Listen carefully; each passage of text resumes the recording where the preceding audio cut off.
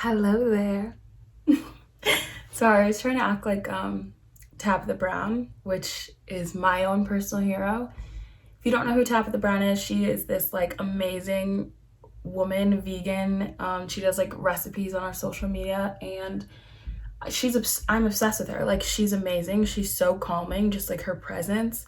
I watch her on TikTok. My mom watches her on Facebook, which I think is really cool because she is like able to reach multiple generations by using multiple platforms. I don't know why the intro of my new show turned into a Tabitha Brown stan account, but I'm okay with that.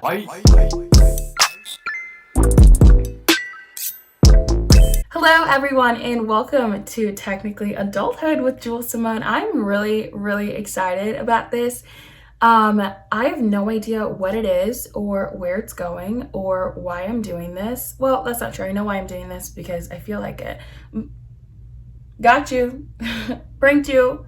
Okay, got you. We can do whatever we want whenever we feel like it. Yeah, but I don't know where it's going, and I just feel like it's really a fun thing that might help me get through these uncertain times. I just graduated from Mizzou, yes, which is really exciting.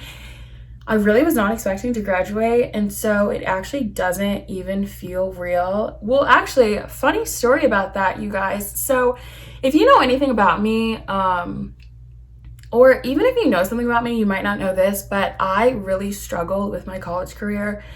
I went into Mizzou, was a crazy little party girl, not focused on anything that I needed to be focused on, did really bad academically. Then I transferred to Lindenwood and I did really well academically. I rusty Z, I made some great friends, but I was like really bored socially just because Mizzou and Lindenwood are so different, socially speaking, which is like a really shallow reason, but whatever. So then I had what I can only describe to be as like a manic episode. Like, I literally blacked out, have no idea what I was thinking, and decided to transfer back to Mizzou. Don't get me wrong, I love Mizzou, but like, I was doing so well at Lindenwood, so it doesn't really make sense as to why I wanted to go back to Mizzou, but I did it anyway. And yeah, that third year, I still didn't do well at Mizzou, and it was literally only this year that I actually like buckled down, actually started taking school serious. Well, that's not true. It was spring semester junior year and then fall and spring of senior year. So I spent 3 out of what? I think it's 8. Yeah.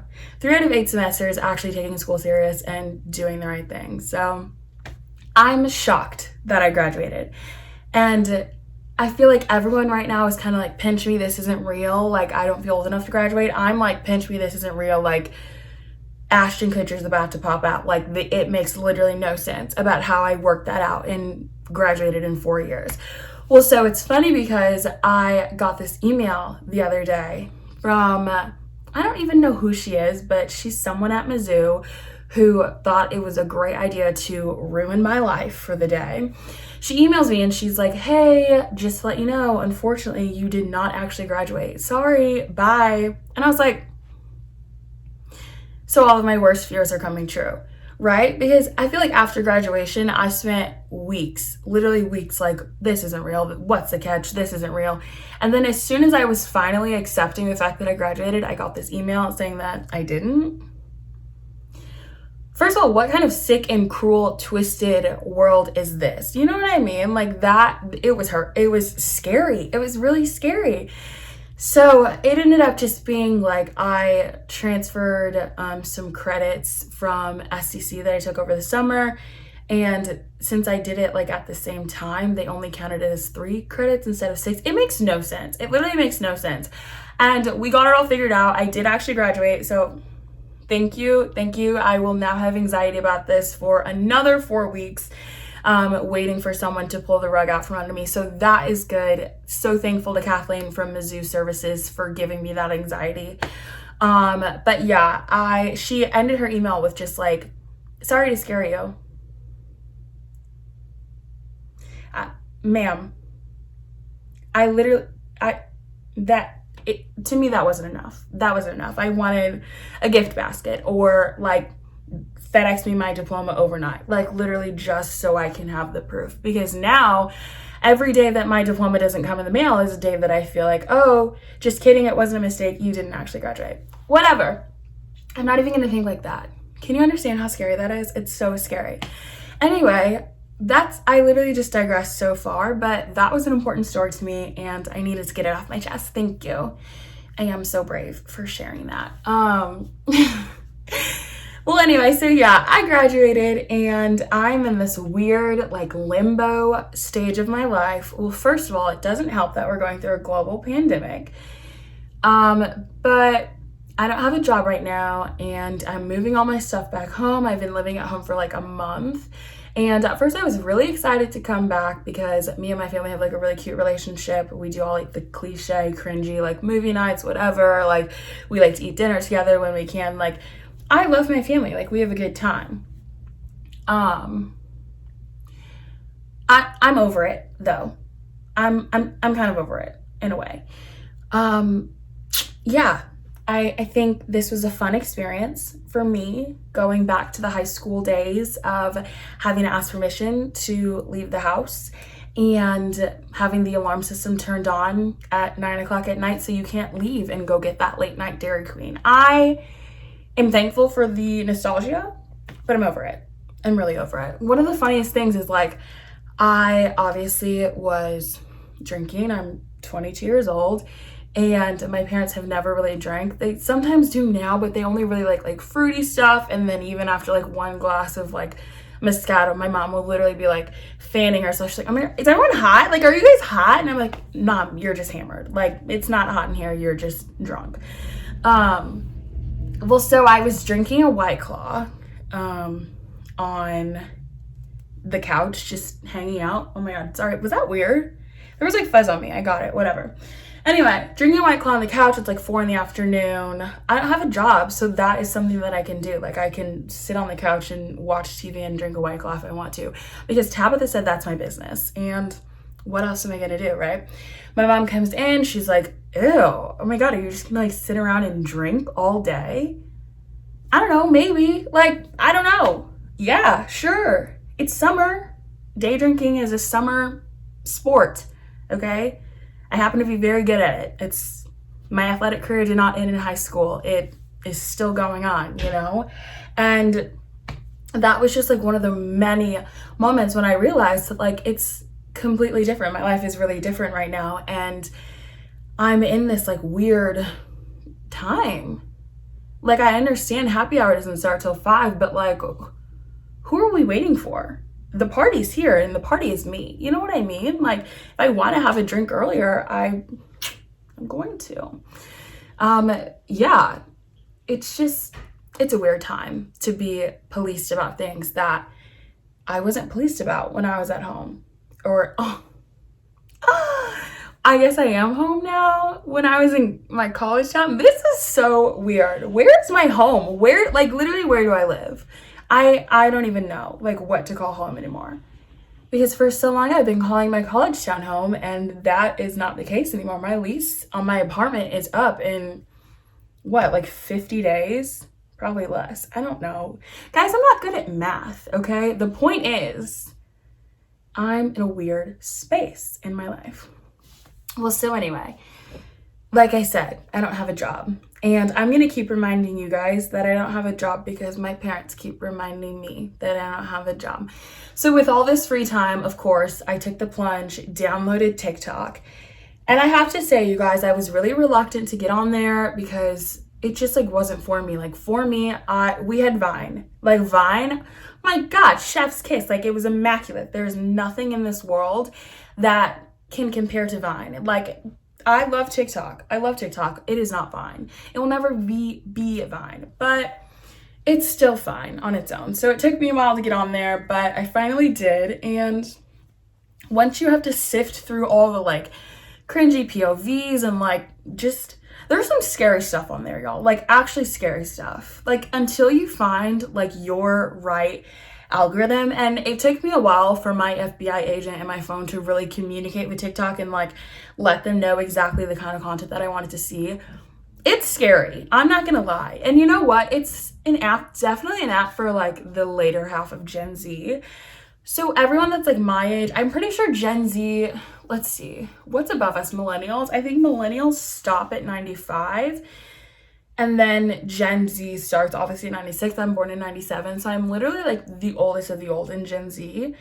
I think Gen Z stops like, it's like from me at 22 to like 10-year-olds, I think. Well, so anyway, I was never TikTok's target demographic, and it shows. And so it's terrible because you get on this app and you're looking, and sometimes there are thirst traps on the app, okay? I said it. Like, I'm just gonna say it. There will be attractive, shirtless people just vibing. And I'm like, oh, wow, he's cute. Click on his profile, because I'm not perfect, okay? Sometimes I do fall for the thirst trap, and I'm not proud of that, but I am gonna be completely honest with you guys. You click on the profile, his bio says 17, Nevada. What? And he's not saying that he graduated from the University of Nevada in 2017. Like, he's saying he is 17 years old and he lives in Nevada. I feel like this is a very specific example. I promise I'm not talking about anyone in particular, but like literally just the phenomenon of like scrolling on TikTok 1 second and you're fine, and then the next second you need to go register yourself as a pedophile because you just found a 17-year-old attractive. And like, I'm fine to check myself into the county jail and repent for my sins, but it also makes me feel some type of way. Like, I should have never been put in that situation in the first place. Like, kids these days don't look how I looked when I was their age. Like, it's just, I'm not saying whatever. It's, you know, not saying it's right, but I am saying it's very easy to get confused these days with these kids. Like, this is how I was looking when I was their age. These are the photos that I was posting. This is how I thought to present myself to the world. I was like, yes, like this is my best photo. Picnic photo editor is my friend. It actually makes my pictures look better. This is what I was giving to the world and expecting great things in return. And this is what they look like now. Like, it's not the same. It's not the same. And it frankly is terrifying. It's terrifying. I don't understand how 14-year-old girls can look better than me. And I'm really trying my best here. So it's crazy. It's crazy. So also on TikTok, because I spend so much time on there, my screen report actually would be really embarrassing. I think I looked and it was like, I spent like 27, I think it was like 27, either 25 or 27 hours on TikTok for that week. Literally a whole day and some change. Like that, like, it's mental illness, in it. Yeah, it's a shame. It kind of is embarrassing, but I'm gonna be transparent, like I said. Well, so anyway, I've seen a lot of people, it's okay, I can say things like that because I have a degree and no one can ever take that away from me, except for Kathleen from Mizzou Services. She tried it. Anyway, I have seen people on TikTok doing this trend, and I'm sure you've seen it too, where they will leave like candy or something in front of like their kids, just like young kids, and be like, oh, you can have some, but you have to wait for it, and leave the room and film them, see if they wait. I did it with my little cousin Blake. She passed with flying colors, and we did it with gummy bears, which she literally goes so hard for gummy bears, like it's insane. Like, she is obsessed with gummy bears. We use them to potty train her, and she didn't take them, which I thought was really impressive. I'm really proud of her. Unfortunately, I did not have the same strength, and yeah. Hey, Julie, you want a White Claw? Yeah. Okay, here you go. Thank you. But don't drink it until I come back. Okay? Just wait. All right, we can do like a toast. It'll be cute, you know, just... Okay.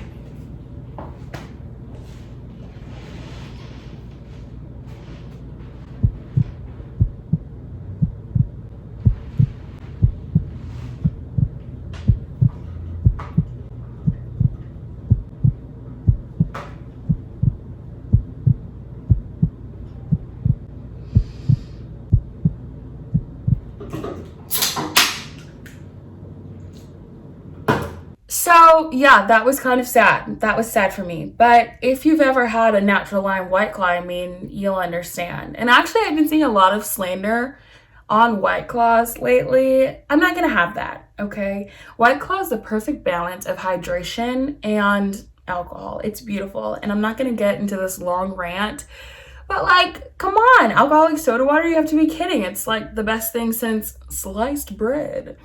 Anyway, the last TikTok trend that I've been doing lately is I thought it would be a good addition to the show. A lot of people on TikTok have been doing the Dance Moms Pyramid, and if you don't know what that is, it basically comes from the show Dance Moms, where they have this really intense coach, Abby Lee Miller, and every week she puts up like a pyramid and ranks them based on their performances, I guess, and it's a way to like motivate them. So I thought it'd be a really good idea for me to do the same thing with my family. And rank them based on how they've been treating me this week. Let's see. Hello, and welcome to the Payne Family Household Dance Moms Pyramid, where I get to rank my family members on how they've been treating me this past week. Let's get started. Coming in last place, we have me, myself, and I. Now, I know this might come as a shock, but I don't have a job right now, and for some reason that has not stopped me from online shopping and depleting my savings account. How does that make sense? I don't know. Let's do better, Jewel. Let's do better. In fifth place, we have Bridget, my aunt. Now, she's cool on the surface level. She's amazing, the fun aunt. She has a cute kid. But she literally physically cannot stop sending us Instagram DMs. There's a minimum of 65 DMs per day from things that she reads on the Shade Room, and my phone cannot handle the notifications. It just can't. I would like to see her do better. Next up, we have Blake. Now, this one I know might look shocking, okay? She's so cute, she's smart, she's funny, she's great. Sometimes she's annoying, and she's not old enough yet to understand the value of silence. We're working on it. In third place, this one was hard. We have my dad. My dad's great. No real complaints, but he just doesn't really give me enough attention, and for me, a selfish person, that matters. Let's see him do better next week. In second place, we have my mom. Love her to bits and pieces. The only reason she didn't get first place is because sometimes she yells at me for no reason. But she does buy me lunch, so thanks, Mom. And in first place, we have Joshua. Now, this one might look shocking considering Joshua hates spending time with me and doesn't really like letting me in his room ever. But when he does talk to me, they're great conversations, and he has posted to protect Black women on his Snapchat story, not once, not twice, but 3 times this week. Everyone, round of applause for my family pyramid. We'll see you next time. Breaking news. This is a microphone. I called myself doing really well by having this microphone. If you could see my setup right now, this microphone is literally standing on a jar. Is that what it's called? A jar of paint? It's standing on a jar of paint. I have this thing. Who even knows what this does, but I've seen it in the movies and I wanted to have it for my podcast. The microphone is plugged into the laptop. And can you guess? Is my voice getting any louder when I get closer to the microphone? No, it's not. Because the laptop died. The laptop died! Technically adulthood.